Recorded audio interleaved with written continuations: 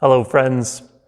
Over the last month, as a church, as part of our visioning and goals process this year, we've been asking ourselves, who are we now?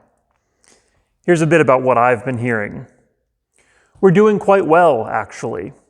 On our survey, 17 of 23 responses indicated a very high satisfaction with life at the moment, 7 or higher on my 1 to 10 scale.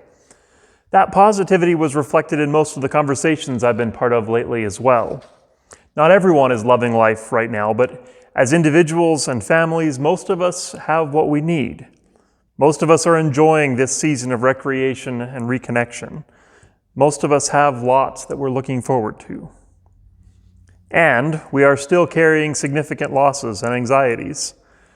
So many things just seem harder in the post-pandemic world. Social interactions, financial security, political polarization, family dynamics, and more all have another layer or two of complexity to navigate.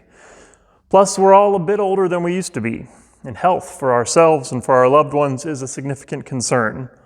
All of these things take time and energy. Many of us are tired, if not rather depleted. And many of us are trying on new, mostly slower patterns of life. Many of us are less busy than we used to be. We're more comfortable saying no thanks to events and invitations, and generally less likely to feel compelled to do things we don't want to do. Many of us still have plenty that we have to do: work, school, health and family commitments, etc. Some people are busier than ever with meaningful volunteer and leisure activities, and a handful have more time than we know what to do with. But in general, we have become more guarded with our home lives and downtime. We're more free to reject feelings of obligation and responsibility that we have chosen not to pick up directly. We are engaged in the health of the church. About 40 people participated live in these Vision and Goals conversations so far, in person and on Zoom, some in multiple groups. There were about 25 survey responses. Out of our 120-ish active adult church members, by my unofficial count, that's an excellent response. By my subjective observation, an overwhelming majority of us continue to be grateful for this community and care greatly about what happens with WMC, even as our individual participation in church activities continues to evolve. Yet, we don't know each other like we used to. We've missed a lot of the stuff of life for each other in the past 2.5 years. Church relationships have changed because we don't spend time together as often or as widely. We miss our regular potlucks and our other shared meals. We cross paths less frequently in general, and hybrid meetings remain a necessary yet inadequate part of church life. We feel those disconnects still. And we're worried about the future of the church. As a church, we have had significant losses. By my count, 25 people have departed since 2020. 6 deaths, 10 have moved away from Saskatoon, and 9 have left Wildwood for personal reasons. Sunday worship attendance is down significantly. There's 30 to 50 people in person and 10 to 15 on Zoom most Sundays this fall. The budget deficit is concerning. It's roughly $22,000 as of September.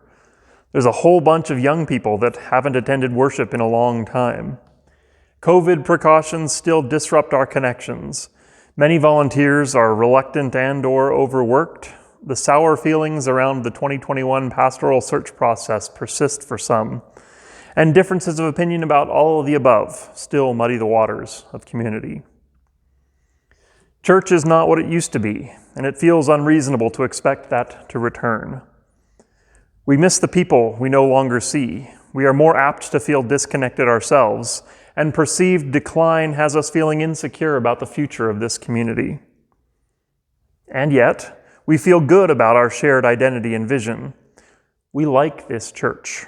We appreciate the friendships and community, the shared values, the familiar rhythms, even the questions and challenges and calls to growth. 20 of 22 survey responses hold a favorable view of our current identity statement, and 14 out of 22 gave it an 8 or a 9 out of 10. Group discussions also gave it strong affirmations, along with a few suggestions to help us grow. Even among the millennials who left who have left Wildwood, I've heard appreciation for the people and values of the church, even as they've shared their frustrations with the institution and our collective failures to live up to their high expectations. I'd say that the programs and patterns of what we do as a church have been upended. The relationships between many of us have been stretched, if not severed, by the challenges of the past few years. But for the most part, we still share values. We still want the best for each other. We still believe in this church. That's significant. Change does not mean failure. We are mourning our losses. Some of us especially feel the decline in worship attendance as a sign of worse things to come. And yet, in the past 5 years, we also have welcomed 26 newcomers, including 5 over the past 2 years. That's in addition to the 15 growing children and 2 teenagers who are active participants in our church, and the 25 plus people who have been part of our church temporarily in the past decade before life invited them elsewhere. In a church community, people come and people go. There are seasons of growth and seasons of loss. We certainly feel the losses these days. They're forcing us to change how and what we do as a church. And yet, change brings new opportunities and new life. I've also counted more than 40 people who now rarely attend on Sunday morning services in person or online, and yet they still consider themselves part of our church, to the best of my knowledge. Their reasons for not attending vary: age, health, family, work, or other complications. Some reasons are less than clear. Will these folks ever return to regular Sunday morning participation? If not, will those connections that remain be sustainable? What does it mean to be church together if many of us don't have Sunday worship in common? These are good questions. I don't know that anyone knows the answers just yet. And further, we're not settled on very much just yet. One common theme of our conversations is that the pandemic presented a circuit breaker, an opportunity to stop doing almost everything and evaluate what matters most to each of us. As individuals and families, we're still very much in the process of figuring out which pieces we will pick back up and how we will hold them. Many people cut back their social circles. Will those grow back in time? Many people learn to appreciate the slower pace of life. Will that mood persist? Some people are still reluctant to engage with large gatherings. Will that change with time? Many people dropped activities and relationships that felt like obligations.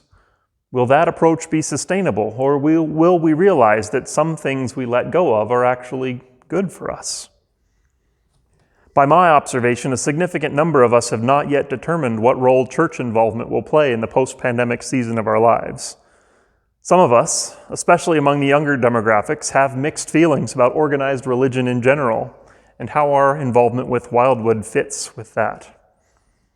Some of us find the dynamics of post-pandemic church, the masks, the hybrid gatherings, the empty seats, missing people and opportunities, those are less than inspiring.